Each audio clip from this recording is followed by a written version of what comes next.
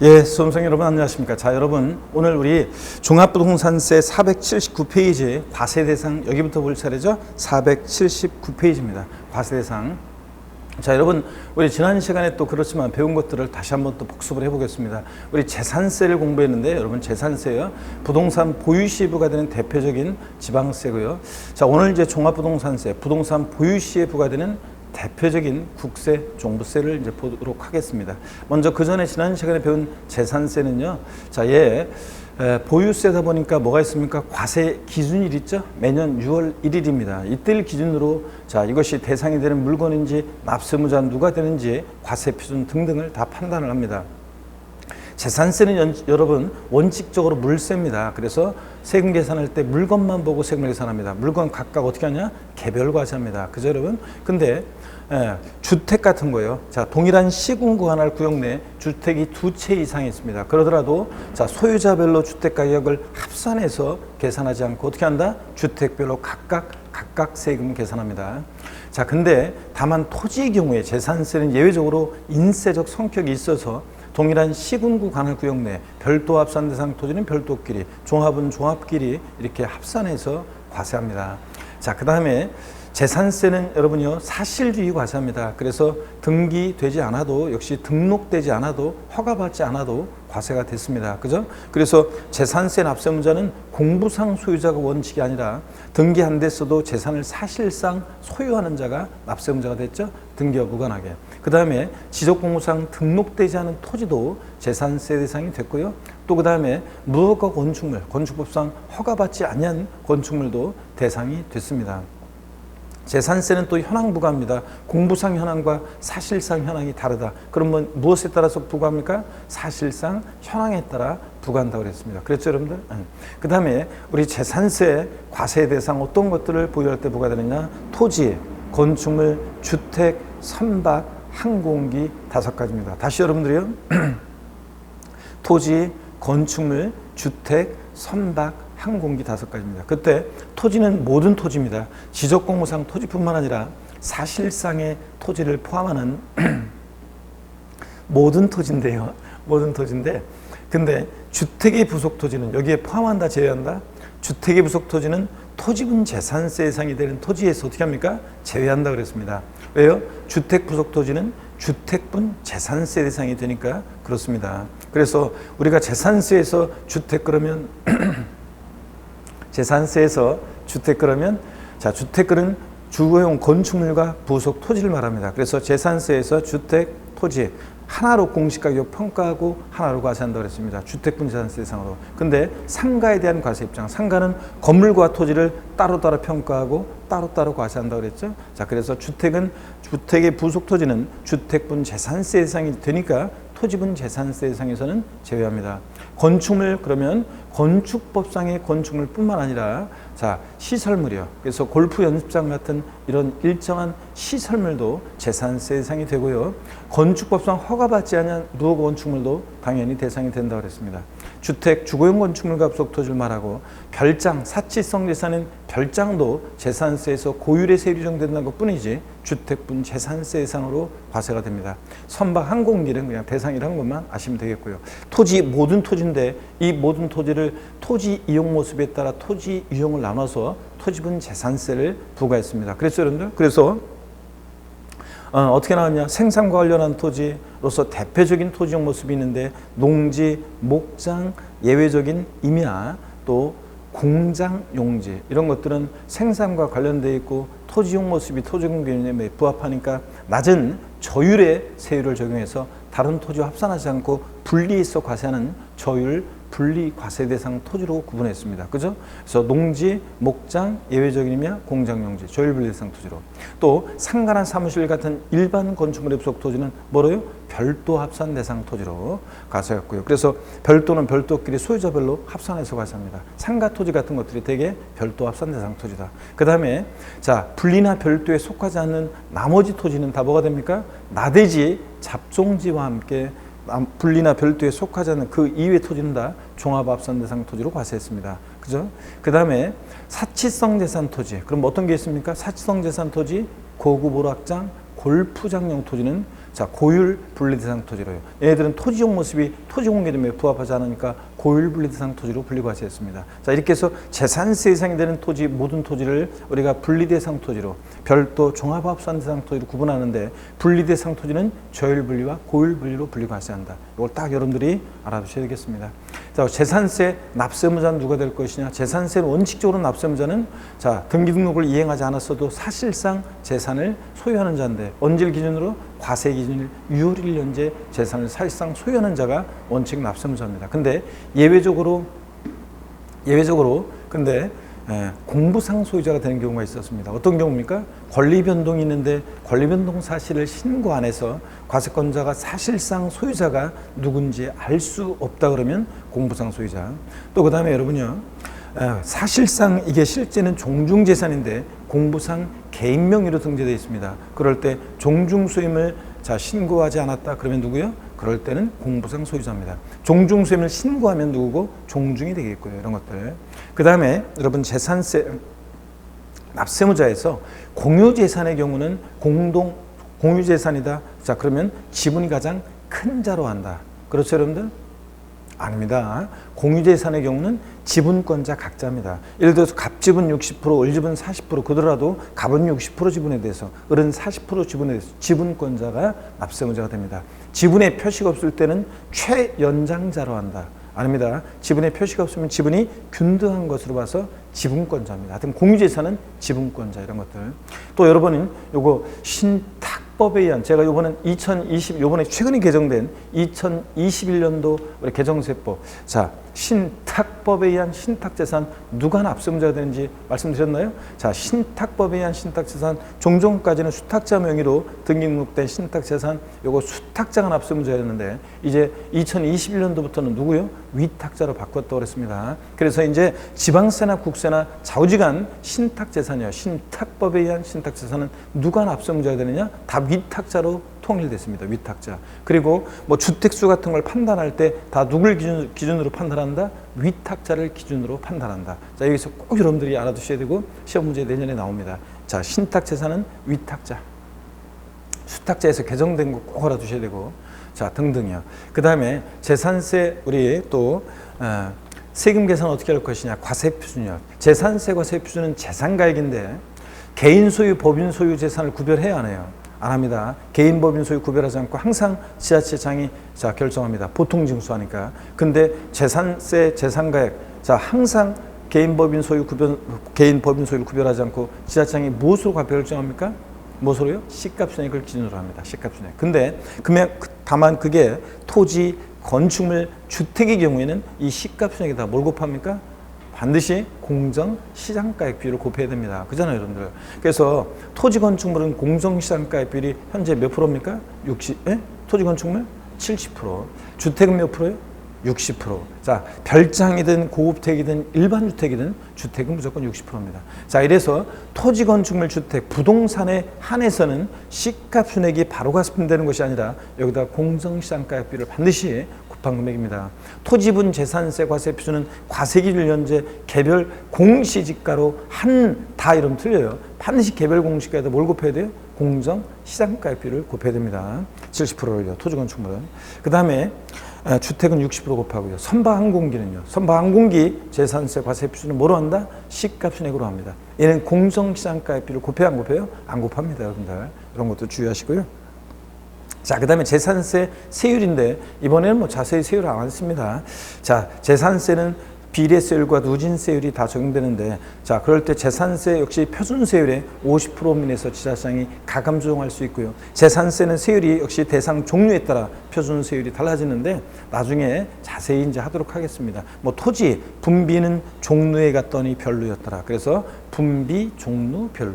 분리대상 토지는 비례세율, 종합과 별도 합산 대상 토지는 누진세율 정도된다는 거, 뭐 이런 것들. 건축물은 건비, 비례세율 구조로 되어 있고, 주택은 별장은 4% 비례세율이고, 별장 이외 일반 주택은 이제 초과 누진세율인데, 이제 내년부터는 이제 1세대 1주택일 때 세율과 그 다음에 1세대 2주택 이상 다주택자, 그 다음에 법인 소유 주택이라든가, 자, 이런 주택 공시가격이 6억을 초과했다거나, 뭐 이렇게 주택 수 등에 따라서 세율이 이제 재산세 세율이 달라집니다. 특히 1세대 1주택자 공시가격 6억 원 이하의 1세대 1주택자에 대해서는 세율이 낮은 세율을 재산세 세율을 적용합니다.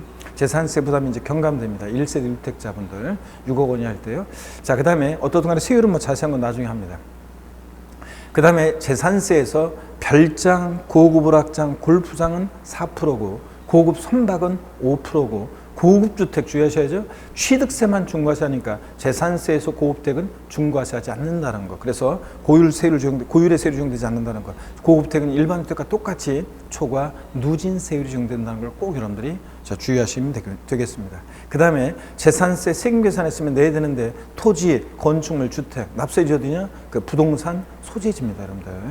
자, 그 다음에 그래서 주소지 아니라는 걸 꼭 주의하셔야 되고요. 지방세는 그 지자체로 돈이 가야 되니까 물건 소재죠.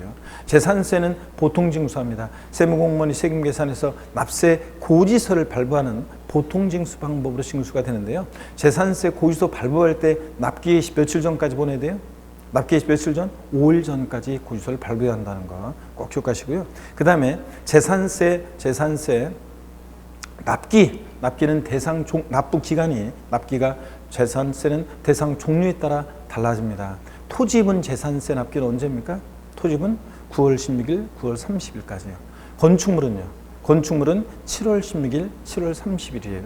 자, 주택은 부가징수월세액의 절반은 2분의 1은 7월 16일, 30일. 나머지 2분의 1은 9월 16일, 9월 30일까지를 납기로 합니다. 자, 주택분만 두 번 나눠 징수합니다. 다만 주택분 재산세, 자, 산출한 세액이 얼마 이하일 때 조례로서 7월 16일부터 31일까지로 해서 한꺼번에 부가징수 해야 한다니고 할 수 있답니까? 얼마 이하일 때 주택분? 20만 원 이하일 때요. 자, 주택분만 그런 거지 토지분은 20만 원 이하더라도 무조건 9월 16일부터 9월 30일까지예요. 토지분은 7월 달이라고 하면 틀려요. 20만 원 이하라고 그래가지고 7월 달 납부 기한으로 하면 틀립니다. 토지는 무조건 9월 달이다. 자, 그 다음에 재산세 소액징수 면제 규정이 적용됩니다. 그래서 재산세 고지서 장당 세액이 2,000원 미만은 징수하지 않으니까 2,000원일 때는 징수한다는 거 여러분 주의하시고요. 그 다음에 재산세 납세 고지서에 나란히 납기가 같을 때 병기에서 나란히 적어서 고지할 수 있는 세금이 있는데 지역자원시설세, 자, 특정 자원분 및 시설분이에요? 아니면 소방분이에요?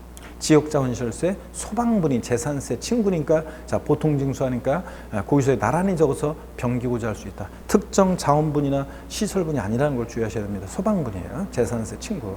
그 다음에 재산세 여러분요, 물납 허용되는데 물납 납부할세 얼마요?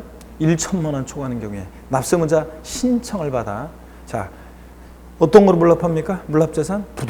부동산인데, 자, 당해 시군구, 당해 지자체 관할구역 내 부동산이어야지 다른 시군구에 있는 거로 분할 납부할 수 없다는 거. 그 다음에 또 재산세 물납은 허가받아 할 수 있습니다. 자, 다시요. 물납은 납부할세액 1천만 원 초과하는 경우에 납세문자 신청을 받아, 자, 해당 지자체 과세관할 구역 내 부동산에 대해서 허가받아 할 수 있다. 이러고. 그 다음에 분할납부도 허용되죠. 분할납부는 납부할세 얼마요? 250만 원 초과하는 경우에. 납부할세액이 일부를 납부기한 지라서 언제까지요? 2개월 내 분할납부할 수 있다는 거 꼭 기억하시고, 재산세 부가세는 여러분 어떻게 외우라고 그랬어요? 재산세 부가세 사람 이름으로 외우시라고 했는데 재산세 부가세목은 재진이, 재산세는 재진이, 지방교육세가 20% 부과됩니다. 여러분들 이런 것들.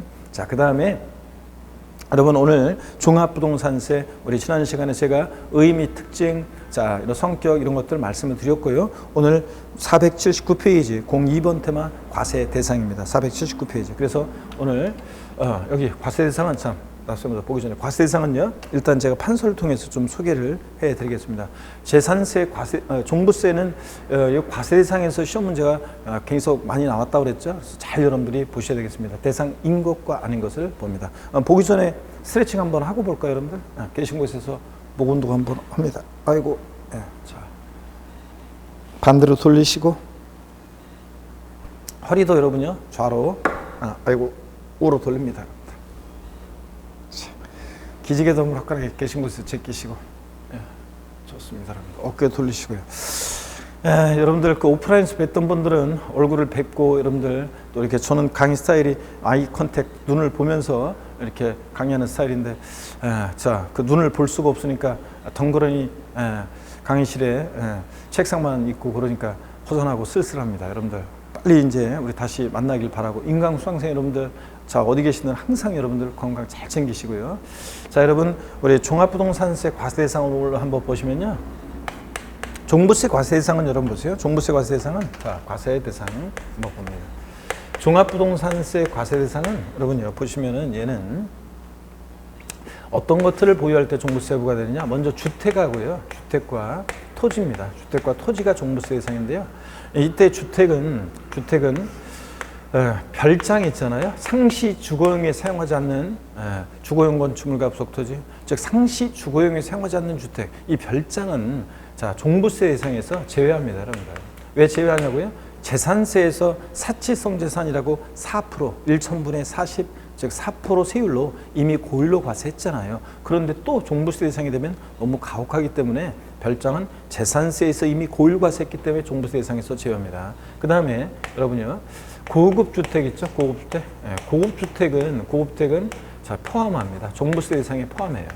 고급주택은 여러분요, 어디서만 중과세한다고 그랬어요? 취득세에서만 중과세지, 재산세는 일반 주택과 똑같이 과세하잖아요. 그러니까 고급주택은 종부세 대상에 포함합니다. 상식처럼 알고 있어야 돼요. 자, 종부세 대상이 되는 주택에서 별장 제외하고 고급주택은 포함한다는 거. 그 다음에 이 토지요, 종합부동산세 대상이 되는 토지는 토지 정의는 재산세와 같아요. 그래서 지적공구상 토지뿐만 아니라 사실상의 토지를 포함하는 모든 토지입니다. 그래서 토지 정의는 같은데 과세 범위가 재산세랑 달라요. 그래서 이 토지요, 과세 범위가 다른데, 먼저 우리 재산세에서 모든 토지를 세 개 유형으로 구분했잖아요. 그럴 때 별도 합산 대상 토지요, 상가 토지 같은 별도 합산 대상 토지나 이 종합 합산 대상 토지, 나대지 잡종지나 분리나 별도에 속하지 않는 나머지 토지들, 이 별도나 종합 합산 대상 토지에 해당하는 토지들은 종부세 대상이 됩니다. 근데 분리 대상 토지 있잖아요. 저율이든 고율이든 분리 대상 토지는 종부세 대상이 아니에요. 그래서 보시면 여러분요, 먼저 어떤 게 있냐면 농지, 목장, 그 다음에 예외적인 임야예요. 얘네들 보세요. 종합부동산세를 도입한 이유는, 부과하는 목적은 부동산 과다보유 억제, 투기 억제하기 위해서 도입한 세금인데, 얘네들 과다보유 억제하면 돼, 안 돼요? 아니, 농사요, 요즘 조그맣게 소규모로 해가지고서 농사 수지타산 안 맞아요. 대규모로 규모의 경제를 실현해야지 농사도 수익이 남죠. 그래서 농지는, 농사 지을 땐 농지는 요만큼만 줘요. 그러면 안 되잖아요. 그래서 얘네들은 자, 또 토지 이용 모습이 토지공 개념에 부합하는 이용이기 때문에 종부세 대상에서 제외합니다. 또 공장용지요. 어느 대기업에서 몇 조 원 투자해가지고 대규모로 공장을 짓겠다는데 안 돼요. 공장은 요만큼만 지어요. 그럼 되겠어요? 그래서 공장은 역시 또 생산과 관련돼 있고 토지용 모습이 토지 공개념에 부합하기 때문에 이 저율 분리 대상 토지는 재산세에서 저율로 과세할 필요성 때문에 저율 과세하니까 종부세 대상에서 제외합니다. 그 다음에 고급 오락장용 토지나 골프장용 토지 같은 이런 사치성 재산 토지 있잖아요. 이런 사치성 재산 토지는 이미 재산세에서 고율로 과세하잖아요. 자, 그렇기 때문에 4%로 고율로 과세하니까 종부세 대상에서 제외합니다. 어떻든 간에 분리대상 토지는 저율이든 고율이든 종부세 대상이 아닙니다, 여러분들. 자, 꼭 주의하시고요. 그래서 재산세에서 종부세 대상인지 아닌지를 풀 때는 이 재산세 토지용 구분을, 토지는 반드시 해야 돼요. 나중에 이제 우리가 재산세에서 토지용 구분을 자세히 배우면 그 지식을 바탕으로 해서 얘가 종부세 대상이냐 아니냐 깔려 나왔을 때 토지용 구분을 한 다음에 별도 종합합산 대상 토지에 해당하면 종부세 대상이 되고, 분리 대상 토지면 종부세 대상이 아니고, 이렇게 하는 겁니다. 이게 가장 기본이니까 일단 반드시 이 내용을 알고 계셔야 되겠습니다. 자, 그 다음에 종합부동산세 과세 대상 아닌 것들 한번 정리해 볼게요, 여러분. 자, 종합부동산세 대상이 아닌 것들이 있습니다. 그래서 어떤 게 있냐면, 먼저요, 건축물이요. 시험에서는 대상인지 아닌지 섞어놓고 물어봅니다. 자, 고르라고. 건축물 종부세 대상이 아닌데요. 건축물, 자, 상가용이든 이게 상가용이든, 그 다음에 고급 오락장용이든, 그 다음에 이게 공장용이든, 어쨌든 간에 여러분요, 건축물은 종부세 대상이 아닙니다. 자, 상가용이든 공장용이든 고급 오락장용이든 어떻든 간에 건축물은 종부세 대상이 아니라는 걸 꼭 여러분들 기억합니다. 건축물. 그 다음에 선박과 항공기도요. 선박, 항공기도 종부세 대상이 아닙니다. 선박, 항공기. 재산세 대상이지만 종부세 대상이 아니다. 그 다음에 별장은 금방 제가 언급을 드렸죠. 별장 아니라고 그랬고. 그 다음에 자, 분리대상 토지요. 저율이든 고율이든 분리과세 대상 토지도 종부세 대상이 아니라고 그랬습니다. 자, 그 다음에 종부세 대상 아닌 거예요. 이런 게 있어요. 합산 배제 대상 주택이라고 그래가지고 합산 배제 대상 주택이라고 그래서 합산 배제 대상 주택. 무슨 얘기냐면요.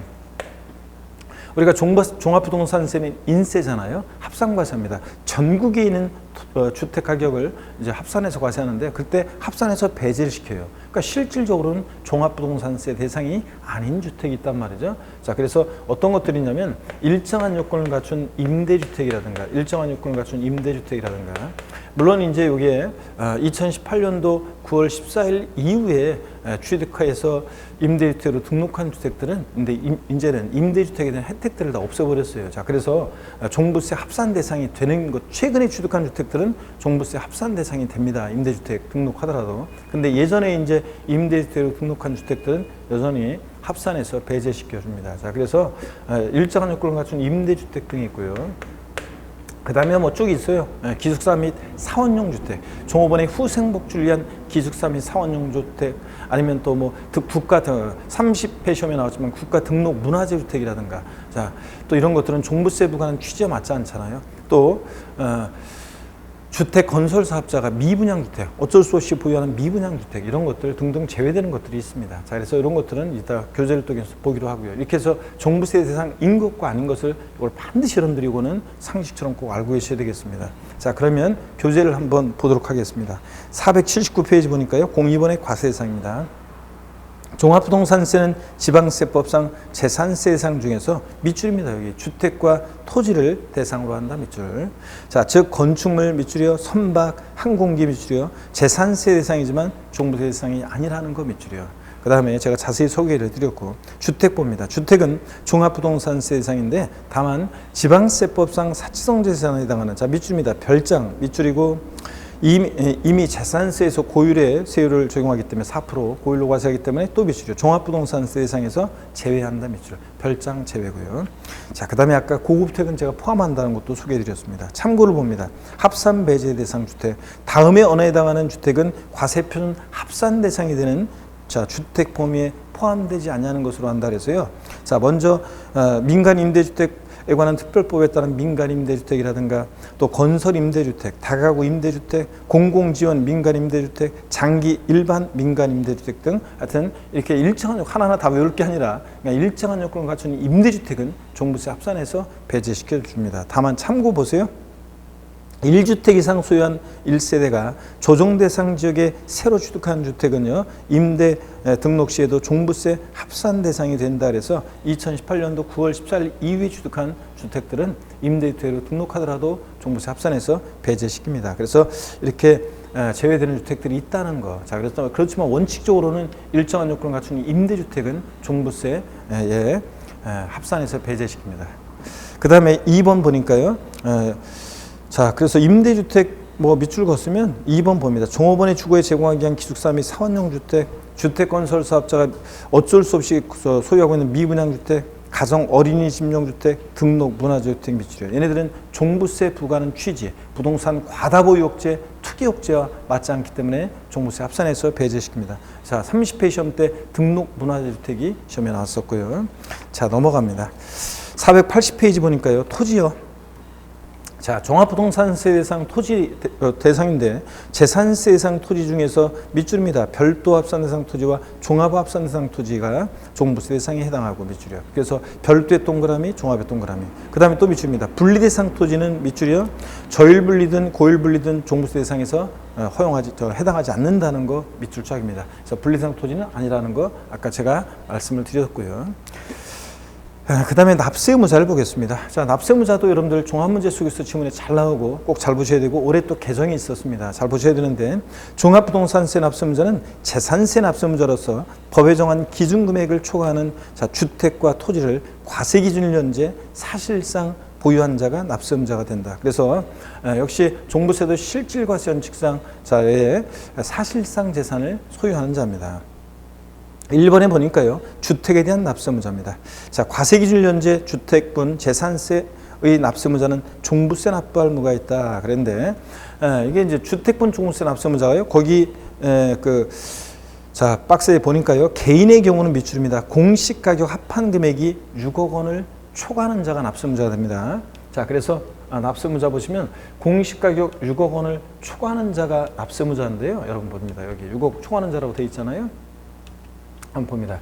여기 자 보시면요. 자, 화면을 통해서 좀 설명을 드리겠습니다. 금방 우리가 읽어봤어요. 종합부동산세 납세 의무자는 재산세 납세 의무자로서 법에 정한 기준금액을 초과하는 주택과 토지를 과세기준현재 사실상 보유한 자가 납세 의무자입니다. 실질과세원칙상 사실상 소유한 자입니다. 근데 자, 구체적인 기준이 개정이 됐어요. 여기 좀 한번 보시면 일반적인 경우 과세기준현재 주택분 재산세 납세 의무자는 종합부동산세 납부할 의무가 있다 그랬는데요. 여러분요.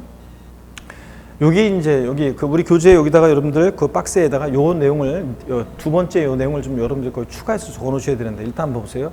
종부세 납세 의무자가요, 이제 개인이냐 법인이냐에 따라서 주택분은 달라져요. 한번 봅니다. 개인의 경우는 납세 의무자별로 공시 합한 금액이 얼마예요? 6억 원을 초과하는 자가 납세 의무자예요. 집 한 채 가격이 6억을 초과했든 여러 채 합친 가격이 6억을 초과했든 6억 초과하는 자가 종부세 납세 의무자가 됩니다. 딱 6억까지는 납세 못 써. 6억 초과해야 돼요. 주택분 개인의 경우는. 근데 법인은요. 법인은 공시가격에 관계없이 납세 의무자가 된다. 그래서 여러분 거기 개인의 경우만 나와 있잖아요. 그 아래다가 여러분이 자 적어 놓습니다. 요 내용을. 그래서 우리 교재에 나와 있는 박스 안에 있는 내용, 요 내용은 1번. 두 번째 요 2번 내용을 번호 달고 추가해서 적어 놓습니다. 여러분 법인은 공시가격에 관계없이 2021년도부터는 법인이 소유하는 주택은요. 법인이 소유하는 주택은 공시가격 관계없이 무조건 법인은 납세 의무자가 됩니다. 그래서 공시가격 3억 원인 주택을 보유하더라도 종부세 납세 의무자가 됩니다. 법인은요. 자, 법인은 무조건 납세 의무자가 된다. 개인의 경우만 이제 6억 초과하는 자가 종전과 똑같이 개인은 6억 초과하는 자가 납세 의무자고, 법인은 무조건 주택을 소유하면 종부세 납세 의무자가 됩니다. 이걸 다시 한번 여러분들이 적어 놓습니다. 여러분들이 이걸 적어 놓으시고요. 자, 그 다음에 적으셨으면 2번 토지에 대한 납세 의무자를 보겠습니다. 자, 토지에 대한 납세 의무자는 이것도 한번 보시면요. 제가 먼저 설명을 드립니다. 네. 자, 토지에 대한 것도 그렇고, 자, 계속 주택에 대한 납세 의무자, 요 신탁 주택의 경우가 이제 또 추가됐거든요. 자, 토지 보기 전에 요거 2021년도 이제 개정세법이라 신설된 규정인데, 여러분들이 이것을 뭐 지금 적거나 그러지 마세요. 그냥 말로 한번 그냥 보시고, 이렇게 눈으로 한번 화면 보시고, 이렇게 넘어가면 우리가 기본서 나오면, 우리가 다음 수 과정에서 이제 기본서 강의할 때 자세히 이제 다 나와 있습니다. 그래서 오늘은 여러분들이 이걸 꼭 굳이 적으려고 하지 않으셔도 되고 그냥 한번 봅니다. 종부세 일반적으로 이제 아까 주택분에 대한 게 개정이 있었는데, 개인의 경우는 종전과 똑같이 6억 초과하는 자. 근데 법인은 공시가격 관계없이 3억이든 뭐 6억이든 납세 의무자가 된다는 거 꼭 알아두시면서 이것도 한번 봐놓습니다. 신탁주택의 경우, 이게 신설이 되는데요. 신탁법 규정에 따른 수탁자 명의로 등기 등록된 신탁재산으로서, 자, 주택의 경우, 이 신탁주택의 경우에는, 자, 우리 아까 이래도 규정에도 불구하고 위탁자가 종부세 납부할 의무가 있다. 자, 그래서 여러분요, 이 경우 위탁자가 신탁주택을 소유하는 것으로 본다 그랬습니다. 우리 재산세도 여러분 이번에 이제 2021년도부터 개정이 됐다고 그랬죠. 수탁자였다가 재산세 납세 의무자, 아까도 복습했네요. 누가 납세 의무자 된다고요? 위탁자로 바뀌었다고 그랬잖아요. 자, 이거 국세도 종부세 똑같습니다. 신탁주택의 경우는 누가 종부세 납세 의무자가 되냐? 누가요? 위탁자가 납세 의무자가 된다는 거. 그래서 위탁자가 종부세 납세 의무자가 된다는 걸 꼭 여러분들이, 그래서 주택 수 판단할 때도 위탁자가 신탁주택을 소유하는 것으로 봐서 위탁자를 기준으로 판단합니다. 자, 이렇게 해서 이 내용 추가된 거를 좀 여러분들이 알아두시고요. 그냥 요거는 뭐 굳이 안 적으셔도 돼요. 지금 기본서 하면 다 되니까. 그 다음에 이제 계속 이어서 보겠습니다. 자, 신탁 관련 수탁자 물적 납세 의무, 뭐 이거는 지금 이것도 역시 적지 할 필요가 없어요. 나중에 기본서 하면 다 나와 있으니까. 그 위탁자가 세금을 못 낼 때 수탁자가 신탁주택으로서 위탁자의 종부세 납부할 의무가 있다는 건데 한번 편하게 보세요, 여러분들. 자, 신탁주택의 위탁자가 다음에 어느 해당하는 종합부동산세 또는 강제징수비, 종전에 체납처분비라고 했었는데 강제징수비를 체납한 경우로서 그 위탁자의 다른 재산에 대해서 강제징수를 하여도 징수할 금액에 미치지 못할 때는 이 신탁주택의 수탁자는 그 신탁주택으로서 위탁자의 종부세 등을 납부할 의무가 있다. 요거예요. 여태까지 이런 규정이 왜 나왔냐면요, 여러분. 자, 재산세도 그렇고 종부세도 그렇고, 자, 여태까지는요, 신탁할 때 자기 명의 재산을 다 신탁해버리고 있잖아요. 여기다 신탁, 여기다 신탁, 여기다 신탁 이렇게 해가지고, 나는 주택이 없다, 막 이런 식으로 하면서, 자, 그렇게 해가지고 종부세를 좀 포탈하는 경향이 있었고요. 또 그 다음에 그 포탈, 조세 포탈의 어떤 그런 문제 때문에 이제 신탁 재산의 경우 세금을 위탁자가 안 내요? 그러면 수탁자가 그 신탁 재산에서 세금을 다 납부할 의무를 지어가지고 그 재산에서 이제 세금을 다 내도록 이렇게 바뀌었습니다. 그래서 요 신탁주택 관련한 수탁자의 물적 납세 뭐 이런 규정이 또 신설이 됐습니다. 조세의 추징의 문제 때문에 신설된 규정이에요. 사람들이 위탁자들이 다 신탁해놓고 납외자로 나가고 이런 것을 막기 위한 그런 규정입니다. 한번 정도 보시면 되고요. 그 다음에 여러분, 자, 토지에 관한 뭐 이런 것들은 일단 이거는 뭐 신경 쓰지 마시고요. 자, 토지에 대한 것은 여러분 한번 봅니다. 토지에 대한 종합부동산세는 국내에 소지하는 토지에 대해서 지방세법 중에 따른 종합합산 대상과 별도 합산 대상으로 구분해서 과세한다고 그랬습니다. 그랬죠? 그래서 종합과 별도가 대상이고, 과세 기준을 연재 토지분 재산세 납세의무자로서 다음에 어느 해당하는 자는 종부세 납부할 의무가 있다 그랬습니다. 자, 그럼 보시면 토지분은 뭐 우리 교재에 나와 있는 것, 이건 한번 보시면 토지 일반적인 경우는 똑같습니다. 종합합산 대상 토지 같으면요, 자, 이거 얼마요? 5억 원을 초과하는 자예요. 국내에 소지하는 대상 토지 공시가 합한 금액이 5억 초과하는 자입니다. 나대지 잡종지 같은 거기 때문에 종합합산 대상 토지는 단위가 좀 작아요. 얼마요? 5억 초과하는 자요. 자, 그 다음에 별도 합산 대상 토지는 상가 토지 같은 거라, 자, 얘는 납세의무자의 기준이요, 그 가격이 커요. 얼마요? 80억 초과하는 자입니다. 별도 합산은 80억 초과하는 자, 공시가 합한 금액이 80억 초과하는 자. 그래서 여러분 교재 거기에 480페이지 2번 토지에 대한 납세의무자에서 그 박스 안에 바로 봅니다. 동그라미 1번, 자, 종합합산 대상인 경우 종합의 동그라미고, 그 다음에 공시가 합한 금액 5억 초과하는 자 밑줄이요. 동그라미 2번 별도 합산 대상 토지 별도의 동그라미고, 자, 공시가 합한 금액 80억 초과하는 자 밑줄이요. 이렇게 해서 이 기준은 정확히 알아셔야 됩니다. 다시요, 종합부동산세 납세의무자는, 자, 여러분 주택분의 경우, 개인의 경우는 공시가 합한 금액 얼마? 6억 원 초과하는 자. 법인은요, 법인은 얼마 초과해야지 납세의무자가 돼요? 법인은 공시가격 관계없이 무조건 납세의무자가 되고, 주택을 보유할 때 법인은. 그 다음에 토지분이요, 토지분. 자, 그 전에, 자, 신탁주택의 경우는 누가 납세의무자가 된다? 종부세 납세의무자는 재산세랑 똑같이 위탁자가 납세의무자가 된다는 거예요, 이런 것들. 그 다음에 토지분이요, 자, 종합합산 대상 토지는 얼마요? 5억 원 초과하는 자. 별도 합산 얼마? 80억 초과하는 자가 납세의무자다. 이거 꼭 여러분들이 아셔야 되겠습니다. 자, 이렇게 해서 여러분들이 종부세 납세의무자 봤습니다. 근데 토지도 똑같아요. 토지도 이 신탁 토지의 경우 이 규정이 신설이 돼가지고요. 토지도 한번 봅니다. 토지도 수탁자 명의로 등기 등록된 신탁 재산, 신탁 토지요, 똑같아요. 자, 위탁자가 납세의무자가 된다는 거. 그래서 위탁자가 신탁 토지를 수여한 것으로 본다. 좌우지간 여러분 어려울 거 하나도 없어요. 이제 올해 더 쉬워졌어요. 지방세나 국세나 신탁 재산은 누가 납세의무자가 된다? 위탁자가 납세의무자다. 이런 것들. 자, 그 다음에 또 요 신탁 토지에 관련해서 수탁자 물적 납세, 뭐 세금 추징의 문제 때문에 다 신탁해버리고 나 아무것도 없는데 뭐 이렇게 하는 걸 막기 위해서 수탁자가, 이 위탁자가 세금 안 내면 그 신탁 토지에서 세금 납부할 의무를 이제 지도록 하고 있습니다. 자, 똑같습니다. 나중에 기본서 나오면 다 볼 거예요. 적지 않으셔도 돼요. 자, 그 다음에 여러분요, 요 정도 우리가 이렇게 봤고요. 그래서 한번 보겠습니다. 계속 이어서, 이건 우리가 엉뚱한 게 지금 다 들어가 있네요. 자, 종합부동산세 과세표준 및 세율을 한번 보도록 하겠습니다. 자, 481페이지인데요. 자, 과세표준 및 세율입니다. 종합부동산세 세금 계산을 어떻게 할 것이냐 한번 보도록 하겠습니다. 종부세 세금 계산을 어떻게 할 것이냐 한번 보시면, 자, 일단 요건 좀 이따 보기로 하고, 종부세 과세표준 및 세율인데 481페이지 한번 보겠습니다. 과세표준을 보시니까요. 먼저 주택에 대한 과세표준입니다. 예, 동그라미 1번이요. 제가 한번 읽어볼 건데 여러분요. 읽어볼 건데 편하게 여러분들은 한번 보세요. 나중에 또 우리가 정교하게 또 하도록 하겠습니다. 일단 편하게 한번 보시면 양가로 1번 주택의 과세표준. 동그라미 1번 제가 읽어볼게요. 무슨 말인지. 주택에 대한 종합부동산세 과세표준은 납세무자별로 주택 공시가격 합산한 금액이요. 가로 안에 과세기준을 연재 세대원 중 1인이 해당 주택을 단독으로 소유한 경우로서 1세대 1주택자의 경우에는 그 합산한 금액에서 자, 3억 원을 공제하고 또 여기서 6억 원을 공제해요.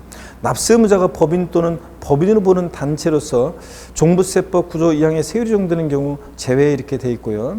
한 금액의 부동산 시장 동향과 지방재정 여건 등을 고려해서 공정시장가액비를 곱하는데 재산세처럼 종부세도 과세표준 결정 시에 95%예요. 곱한 자 작년에 90%였다가 이제 2021년도부터 그러니까 2020년도에 90%였는데 2021년도에는 이제 우리 시험 보는 2021년도에는 95%로 됩니다. 그래서 95%를 곱한 금액으로 한다. 다만 그 금액이 0보다 작으면 0으로 본다. 소수점 아래는 계산하지 않겠다는 건데 그 박스 안의 내용이 중요합니다. 한번 보세요. 종전에는 개인과 법인을 구분하지 않고 납세무자에게 과세표준 산정 시 무조건 6억 원을 공제했는데 이제 2021년도부터는 납세무자가 법인인 경우에는 과세표준 산정 시 6억 원을 공제하지 않는다는 거 밑줄이고요. 자, 그러면 이게 어떤 얘기인지 봅니다. 여러분 주택분 개인의 경우 납세무자는 아까 6억 원을 초과하는 자가 납세무자였잖아요. 그러니까 6억까지는 납세무가 없기 때문에 6억 원을 이제 공제하게 되는데 그 기억번, 니은번 계산식만 아시면 되는데요. 기억번 보겠습니다. 자, 주택분 과세표준 일반적으로는 공시가판 금액에서 6억 원을 공제한 금액인데 6억 원을 왜 빼주냐고요? 아까 6억 초과하는 자가 납세무자니까 6억까지는 납세무 없으니까. 근데 6억 원을 공제한 금액으로 한 다 마침표 이러면 틀려요. 주택분 종부세 과세표준은 공시가판 금액에서 6억 공제한 금액에다가 반드시 뭘 곱하냐면 공정 시장가액비라는 걸 곱해야 됩니다. 몇 프로요? 95%요. 자, 그럼 한번 볼게요, 여러분들. 자, 어떤 얘기인지 한번 보겠습니다. 주택분 종부세. 자, 과세표준을 보시면요, 여러분. 먼저 예를 한번 들어볼게요. 첫 번째 우리가 본 거 예를 한번 들어보면 갑이라는 사람이 있고 을이 있습니다. 1세대원이 있어요. 어떤 1세대원이 있는데 1세대원이 있습니다. 1세대원이 있는데요. 네, 1세대원이 있습니다. 이렇게 이쪽에. 자, 1세대원이 있는데 다른 뭐 세대원은 없다고 하겠습니다. 설명의 편의상. 공시가격으로 갑이 공시가격으로 10억 원인 주택을 보유하고요. 을은 공시가격으로 4억 원인 주택을 보유합니다. 개인이죠, 개인. 자, 그럴 때 이 집은 1세대 지금 몇 주택이에요? 2주택입니다. 1세대 2주택이고요. 자, 그럴 때 을은 종부세 납세무자가 되겠습니까, 여러분? 을은 종부세 납세무자 돼요? 을은 종부세 납세무자가 되지 않습니다. 왜냐하면 부부도 개인별 합산이잖아요, 개인별. 자, 그러니까 종합부동산세는 개인별 합산하니까 6억 초과하지 않았으니까 납세무 없습니다. 근데 갑은 6억 원 초과했으니까 납세무자가 됩니다. 그럼 갑에 대한 종부세 계산 어떻게 하느냐? 공시가판 금액에서요. 10억이죠. 여기서 얼마를 빼요? 공시가판 금액에서 6억 공제합니다. 3억 기초공제 안 해줘요. 자, 봅니다. 공시가판 금액에서 6억 공제하고 여기다가 끝나면 안 되고 반드시 공정시장가액비로 곱합니다. 몇 프로요? 95%를 곱합니다. 안 곱하면 틀려요. 시험에서 주택분 종부세 과세표준은 공시가판 금액에서 6억 원을 공제한 금액으로 한 다 마침표 이러면 틀립니다. 여기다가 반드시 공정시장가액 90% 5%를 곱한 금액으로 합니다. 그러면 10억에서 6억 빼니까 4억이고 4, 9, 36, 자 4, 5, 20 그러니까 얼마입니까? 3억 얼마입니까? 이거? 자 4, 9, 36, 3억 얼마입니까? 자 3억 8천이 되겠죠, 여러분? 3억 8천만 원이 여기에 과세표준 금액이 됩니다. 자, 주택분 종부세 과세표준이요. 어떤 수강생분이 그랬어요? 우리가 지금 뭘 배우고 있는 거냐면 과세표준 결정을 어떻게 하느냐. 과세표준을 배우고 있잖아요. 근데 어떤 수강생분이 실제 싫어해요. 저 쉬는 시간에 제가 가는데 조용히 따라오더니 아까요, 그 수업 시간에 아니 3억 얼마씩이나 세금 내나요? 이렇게 물어본 분이 계시는데 여러분, 자, 공시가격 10억짜리 주택 갖고 있는데 1년에 3억 8천씩 세금을 내면 이 사람 몇 년 만에 바로 그냥 집 팔아야 되겠네요. 자, 그렇기 때문에 요거는 과세표준이고 여기다 해당되는 세율을 적용하는 겁니다. 자, 이렇게 해서 1세대 2주택일 때, 다주택일 때 종부세 과세표는 어떻게 구하는지 소개드렸습니다. 자, 그 다음에 또 한번 볼게요. 이번에는 거기 두 번째입니다. 니은번이요. 단독 소유 1세대주택자에 대한 과세표입니다. 얘는 보세요. 공시가합한 금액에서 3억 원을 기초공제합니다. 단독 소유 1세대주택자는. 그래서 3억 기초공제하고 또 여기서 얼마를 공제하면 6억 원을 공제합니다. 그 다음에 여기다가 공정시장가액비율 95% 곱합니다. 그러면 자, 예를 들어서 한번 보세요. 어떤 1세대원이 있는데 갑과을 1세대원이 있습니다. 자, 다른 세대원은 주택이 없고요. 1세대원 갑과 을이 있는데 자, 1세대 1주택이에요. 그리고 갑 단독 소유로 돼 있어요. 갑 단독 명의로 돼 있습니다. 단독 소유로. 자, 그랬을 때 단독 소유 1세대 주택인데요. 자, 이 공시가격 10억짜리 주택입니다. 그러면 1세대 주택입니다. 단독 소유예요. 그러면 종부세 과세표는 어떻게 구하냐면 먼저 갑은 종부세 납세자가 됐는데 어떻게 구하느냐? 공시가격 합한 금액에서요. 10억이죠. 여기서 얼마를 빼요? 3억 기초공제를 해줍니다. 자, 그 다음에 또 여기서 얼마예요? 여기서 또 6억 원을 공제합니다. 6억 원을 공제. 그래서 단독 소유 1세대주택자는 이게 실질적으로는 9억 원을 공제합니다. 자, 그 다음에 그래서 9억까지는 납세무가 없어요. 단독 소유 1세대주택자는 공시가격으로 해서. 자, 그 다음에 여기서 끝나면 안 되고 얘도 반드시 여기다가 공정시장가액비율을 95% 곱합니다. 자, 그러니까 요거 10억에서 9억 빼니까 1억이고 1억에 95%니까 9,500만 원. 자, 9,500만 원이 이렇게 과세 표준이 된다 그런 얘기입니다, 여러분들. 자, 이렇게 이해하시고. 근데 개인의 경우나 이렇게 지금 6억 공제하고 실제로 또 9억 공제하고 이런 거지. 법인의 경우는 이 공제되는 금액이 없어요. 자, 그래서 법인은 그냥 바로 그냥 공시가격 합한 금액에다가 바로 공정시장가액비율 95% 곱해서 과세표준을 구하게 됩니다. 6억 공제, 9억 공제 이런 게 없어요. 법인 소유는. 자, 이렇게 해서 이거를 이해하시면 되겠습니다. 자, 그 다음에 481페이지 주택분에 대한 종부세 과세표는 어떻게 구하는지, 법인과는 어떤 차이점이 있는지 이 정도만 여러분이 비교해서 알아두시고 오늘 가시면 되겠습니다. 나머지 내용들은 자, 지금은 넘어가시고요. 482페이지입니다. 토지의 경우 과세표는 보겠습니다. 토지 과세표는요. 종합합산 대상 토지 같으면요. 바로 그냥 거기 바탕세 계산식을 바로 봅니다. 공시가합한 금액에서 얼마요? 5억 공제합니다. 왜 5억을 공제합니까? 5억 초과하는 자가 납세무자니까 5억까지는 납세무가 없잖아요. 그래서 공시가합한 금액에서 5억 공제한 금액으로 한다 그러면 얘도 틀리고 여기다가 공정시장가액비율 몇 프로요? 95% 곱한 금액이고 재산세하고 달리 종부세는 공정시장가액비율이 토지분이든 주택분이든 다 똑같아요. 토지든 주택이든 다 95% 곱한 금액입니다. 자, 별도 합산 대상 토지도 바로 계산식 바탕세식만 아시면 돼요. 공시가합한 금액에서 80억 공제합니다. 80억 초과하는 자가 납세자니까 80억 공제한 금액에다가 또 여기서 끝나면 안 되고 얘도 공정시장가액비율 몇 프로요? 95% 곱한 금액입니다. 이렇게 구한다는 거 식을 한번 의미들을 이해해 두시고 주택분에 대한 것만 좀 잘 알아두시면 되겠습니다. 자, 그 다음에 482페이지 종부세 세율 및 세액인데요. 세율에 대해서 이제 요 세율이 2021년도에 이제 세율이 개정된 세율이 정됩니다. 종종과 달리 2020년과 달리 2021년도 개정이 되는데요. 오늘 여러분들이 세율을 외우고 그럴 필요 전혀 없습니다. 자, 종합부동산세는 세율이 초과누진 세율 구조로만 되어 있는데 거기 주택 수 등에 따라 세율이 달라져요. 그래서 동그라미 그러니까 482페이지 세율 및 세액에서 양가로 1번 주택에 대한 세액, 동그라미 1번 세율이요. 기억번 주택에 대한 종합부동산세는 다음과 같이 소유한 주택 수에 따라 과세 표준의 세율을 정해서 계산한 금액을 그 세액으로 한다. 이렇게 해서요.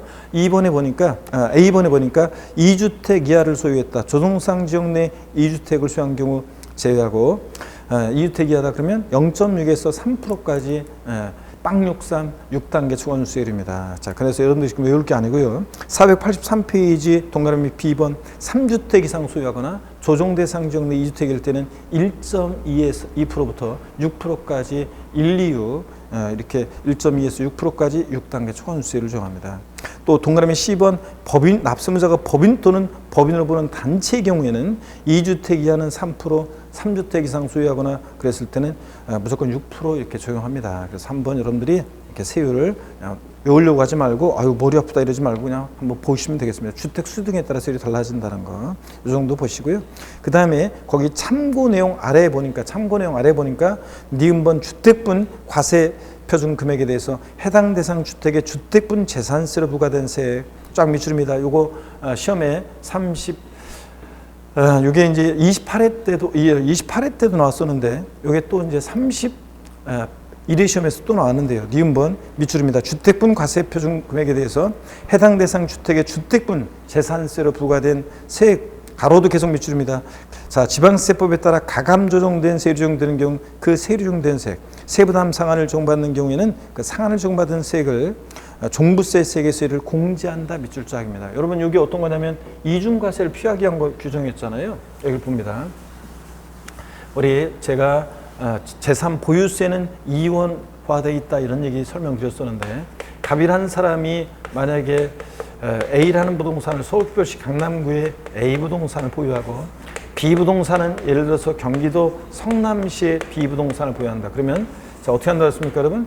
재산 보유세는 강남구청장이 먼저 A 부동산에 대해서 재산세를 부과하고 성남시장이 B 부동산에 대해서 재산세를 1차적으로 이렇게 부과합니다. 그런데 개인별로 합쳐봤더니 법에서 정해진 일정 기준 금액을 초과한다. 그러면 이 초과하는 부분에 대해서 종합부동산세가 부과가 됩니다. 그죠, 여러분들? 자, 근데 문제는 종합부동산세가 부과되는 이 부분에 뭐가 과세되겠어요? 재산세가 과세되어 있잖아요. 그러니까 이중과세를 피하기 위해서 종부세 부과 기준에 부과되어 있는 뭘 뺍니까? 재산세를 공제합니다. 그래서 우리 현재 재산 보유세는 이원화되어 있다 이렇게 얘기합니다. 뭐하뭐로 이원화되어 있다? 재산세와 종부세로 이원화되어 있다 그런 얘기 해드렸죠. 자, 그럴 때 이중과세를 피하기 위해서 종부세 부과 기준에 부과되어 있는 뭘 뺀다고요? 재산세를 공제한다는 얘기입니다. 그럴 때 이 재산세를 공제할 때 요 30일의 시험에도 나오고 28회도 나왔지만 여러분 보세요. 재산세를 공제할 때 가감 조정된 세율이 적용될 때는 재산세 표준세율 50% 범위내에서 가감 조정된 세율이 적용될 때는 가감 조정되기 전에 세액을 공제하고 또 세부담 상한을 적용받을 때는 세부담 상한을 적용받기 전에 세액을 공제한다고 이렇게 바꿔서 나왔어요. 자, 그런데 이번에 또 30일의 시험도 이런 식으로 나왔어요. 전에 세액을 공제한다. 아닙니다. 자, 가감 조정된 세율이 적용될 때는 가감 조정된 후에 그 세액을 공제하고 또 세부담 상한을 적용받을 때는 재산세 세부담 상한을 적용받은 그 재산세액을 종부세액에서 공제합니다. 자, 그런 얘기입니다. 그래서 전이 아니라 후에 세액을 공제한다는 거. 이것도 꼭 알아두시고요. 그 다음에 이제 동그라미 2번 1세대 1주택자에 대한 세액 공제입니다. 여러분, 요거 1세대 1주택자에 대해요. 1세대 1주택자야지 1세대 2주택자는 안 해줘요. 또 토지부는 이런 세액공제 혜택 없어요. 1세대 1주택자입니다. 근데 이게 개정이 된 것이 단독 소유 1세대 1주택자만 이제 세액공제라고 해서 연령별 보유기간별로 세액공제를 해주세요. 근데 이게 이제 2021년도부터는 부부 공동 소유 1세대 1주택자의 경우에도 이제 요 연령별 보유기간별 세액공제를 받을 수 있는 것으로 개정이 됐습니다. 자, 한번 보겠습니다. 483페이지 주택분 종부세 납세자가 1세 1주택자에 해당하는 경우에 주택분 종부세 세액은 산출된 세액에서 아래와 같이 1세대 1주택자에 대한 공제액을 공제한 금액으로 한다. 이 경우 여기 비춥니다. 연령별 세액공제와 보유기간별 세액공제는 합계 공제를 합계 100분의 80범위 내에서 중복하여 적용할 수 있다. 빗줄 짝입니다. 그리고 여러분 넘어가시면 484페이지가 나옵니다.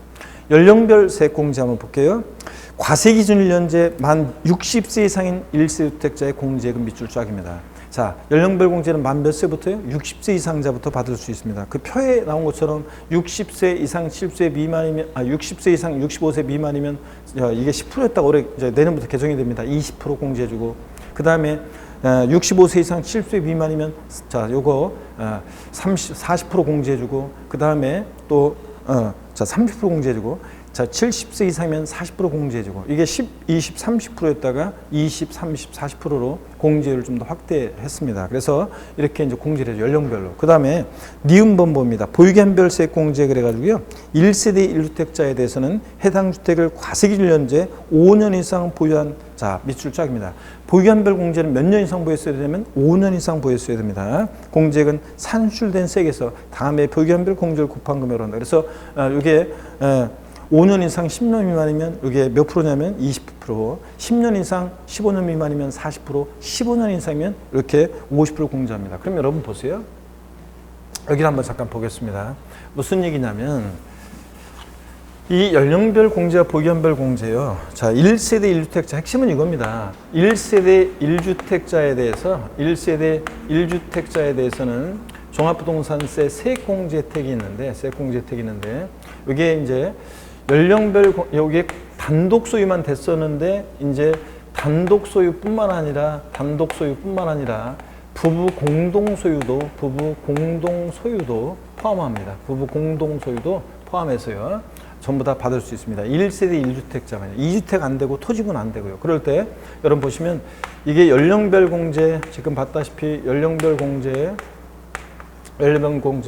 만 몇 세요? 60세 이상. 만 60세 이상자에 대해서 60세 이상자에 대해서 이렇게 공제해 줍니다. 60세 이상. 그다음에 또 보유기간별 공제는 자, 몇 년 보유해야 됩니까? 이거 3년 아니라는 걸 주어야 돼요. 5년 이상 보유했을 때 이렇게 공제를 해주는데 그럴 때 이 공제율은 나중에 여러분들이 못 외우셔도 괜찮고요. 자, 근데 연령별 공제는 연령에 따라서 이게 20%, 30%, 40% 이렇게 공제를 해줍니다. 보기현별 공제는 이게 20%, 40%, 자, 요게 50% 이렇게 공제해줘요. 15년 이상 보유하면 50%. 그러면 여러분 보세요. 중복공제가 허용된다고 그랬죠? 그래서 중복공제가 허용됩니다. 자, 중복공제가 허용이 되는데, 근데 이게 몇 프로 범위 내에서요? 이게 연령별 공제 70세 이상이면 40%고, 보기현별 공제 15년 이상이면 50%니까 합치면 90%여야 되는데, 90%가 아니라 몇 프로 범위 내에서? 80% 범위 내에서요. 공제해준다는 거. 꼭 여러분들이 알아둡니다. 2021년 개정세법 내용입니다. 개정된 내용이 공동소유도 된다는 거, 부공동소유, 1세주택. 그 다음에 연령별 공제율을 확대했고요. 그 다음에 이 확대 범위도 70이었다가 이제 80%로 역시 개정이 됐습니다. 꼭 알아둡니다. 그래서 요 내용은 반드시 여러분들이 꼭 알아두셔야 되는 중요한 내용이었습니다. 자, 이렇게 설명을 드렸고요. 숫자를 굳이 아직 못 외우셔도 괜찮습니다, 여러분. 그리고 동그라미 3번 세부담 상한입니다. 보유세 부담의 급격한 증가를 막기 위한 세부담 상한에 관한 내용인데요. 자, 이거는 세부담 상한은 보유세 부담의 급격한 증가를 막기 위해서 재산세도 있었잖아요. 종합부동산세도 있어요. 그래서 그 얘기인데 거기 표를 보니까요. 주택분의 경우 표를 바로 보세요. 2주택 이하다 그러면 150% 전년도 총세액 상당액, 재산세와 종부세 합친 총세액 상당액에 올해 150%를 못 넘게 하고요. 3주택 소유하거나 조정상지역 내 2주택일 때는 이게 이제 300%로 이렇게 확대가 됐습니다. 그래서 조정상지역 내 2주택이 이게 이제 200%였다고 올해 개정이 돼가지고 300%로 바뀌었습니다. 이런 정도. 그다음에 바로 위에 표 위에 보니까 다만 납세무자가 법인 또는 법인으로 보는 단체의 경우는 그러하지 않는다 밑줄 짝입니다. 법인의 경우는 세부담 상한 기준이 없어요. 그냥 무한정입니다. 세부담 상한 기준이 없어요. 요 규정을 적용하지 않아요. 주택분. 그래서 세부담 상한 요게 법인은 적용하지 않고 개인의 경우에 이렇게 2주택 이하일 때 150%인데 다만 조정상 지역 내 2주택이나 그 다음에 3주택 이상일 때는 300%로 확대가 됐다는 거. 이런 정도 한번 보시고요. 그 다음에 토지에 대한 것도 구조는 다 똑같이 되어 있습니다. 종부세 구조는 똑같이 되어 있어요. 그래서 485페이지 양가로 3번에 보니까 과세 구분 및 세액 그래서요. 종합부동산세는 주택에 대한 종부세와 토지에 대한 종부세 세액을 합한 금액을 그 세율로 한다. 주택의 동그라미, 토지의 동그라미요. 자, 그런데 시험에서는 이걸 어떻게 바꾸냐? 종합부동산세는 주택에 대한 종합부동산세와 토지 및 건축물에 대한 종부세 세액을 합한 금액을 그 세액으로 한다고 바꿔요. 자, 뭘 집어넣었어요, 제가? 건축물 슬쩍 집어넣는 거 주의하시고요. 동그라미 2번 토지에 대한 종부세 세액은 토지분 종합합산세액과 토지분 별도합산세액을 합한 금액으로 한다. 그래서 여기 토지의 동그라미요. 그 다음에 여기 종합합산세액 종합의 동그라미요. 별도의 동그라미요. 근데 시험에서 이걸 어떻게 바꾸냐고? 토지에 대한 종부세는 별도합산세액과 종합합산 및 분리과세 세액을 합한 금액으로 그 세액으로 한다. 이렇게 바꿔요. 아니고 분리대상 토지를 슬쩍 집어넣는 걸 주의합니다. 요것만 주의하시면 돼요. 그래서 대상에 대한 것만. 그 다음에 486페이지로 갑니다. 납세 절차입니다. 잠시 쉬었다가 여러분 납세 절차 또 중요한데 여기부터 본격적으로 설명을 드리겠습니다. 잠깐 쉬겠습니다.